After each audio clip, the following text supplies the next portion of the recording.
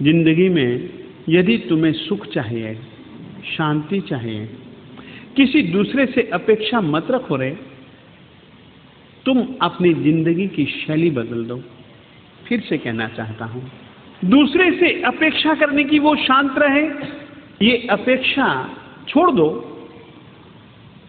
मैं अपने से अपेक्षा करूं कि मुझे शांत रहना है, मुझे गुस्सा नहीं करना है, वो आसान है या उसको शांत रखना आसान है? सच सच कहो, आपका नियंत्रण आपके ऊपर है या दूसरे के ऊपर है? आपकी जो नियंत्रण शक्ति है, दूसरे के ऊपर आप अपने नियंत्रण शक्ति का उपयोग करते हैं, वो नियंत्रित नहीं भी हो पाता है। यदि आप स्वयं को नियंत्रित करना चालू कर दें तो ये आसान नहीं पड़ेगा। छोड़ो दूसरे को, अपने आप को पकड़ो। आग में मिट्टी का तेल डालेंगे तो आग शांत नहीं होगी, आग भड़केगी। और यदि भड़कती हुई आग में भी यदि अपन पानी डाल देंगे तो क्या होगा? आग शांत हो जाएगी। सचमुच में अपने घर में बहुत बार आग भड़कते हैं। वो क्रोध की आग होते हैं, वो द्वेष की आग होते हैं, वो अपने दिल दिमाग में न जाने किस किस तरीके के वहम, न जाने किस किस तरीके की सच्ची झूठी धारणाओं के एक परिणति होते हैं। सीधी सी बात कहूँ, क्रोध की अवस्था में सच और झूठ का निर्णय लगभग बहुत मुश्किल होता है।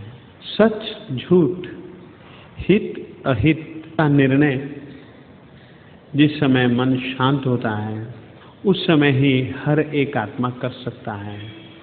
छोड़ो दूसरों को सुधारने की बातें, खुद का सुधार फिर भी बहुत सरल है, आसान है। खुद की दिशा और दशा बदलने आसान है, दूसरे की दिशा दशा को बदलना बहुत कठिन है। यदि तुम अपनी दिशा और दशा बदल दोगे ना तो दूसरे आदमी की भी दिशा दशा बदल सकते हैं। हम ये नहीं कहेंगे कि आप हट जाइए। हो सकता है कि यदि आप मेरे सामने से हटो तो मैं आपके सामने आगे खड़ा होकर के गालियां सुनाने लग जाऊं। ऐसी भी प्रकृति होती है ना।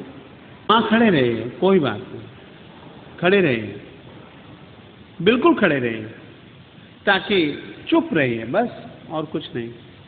मुस्कुराते रहिए, मुस्कुराते रहिए। भगवान बुद्ध के जीवन का प्रसंग है।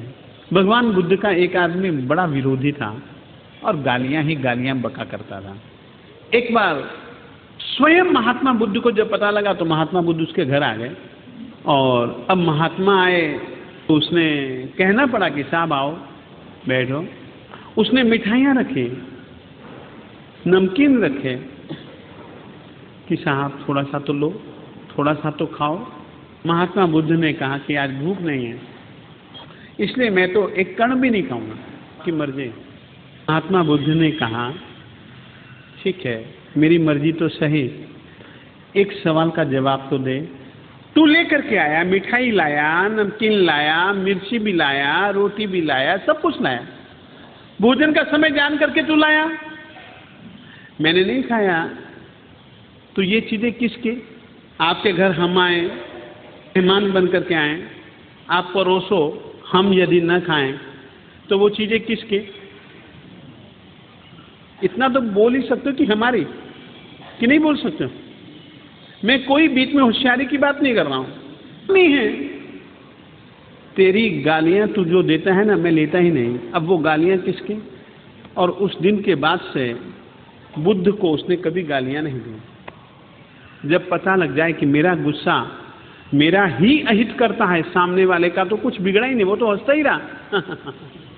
बिल्कुल ठीक आ रहे तुमने, वाह सचमुच मेरे से गलती हो गई यार, मुझे माफ कर दे। तुम्हें तो हंसी में इतना ही सोचना है।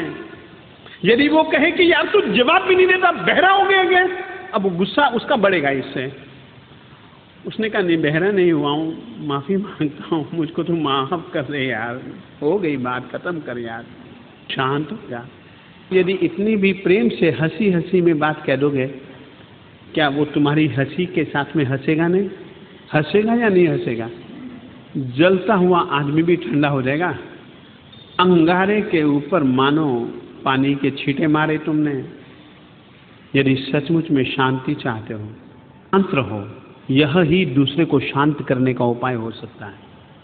परंतु एक बात और कह देना चाहता हूँ, ऐसी प्रकृति बनाओ, दिखावटी शांति भी वो शांत नहीं करते हैं। सचमुच में शांत रहिए,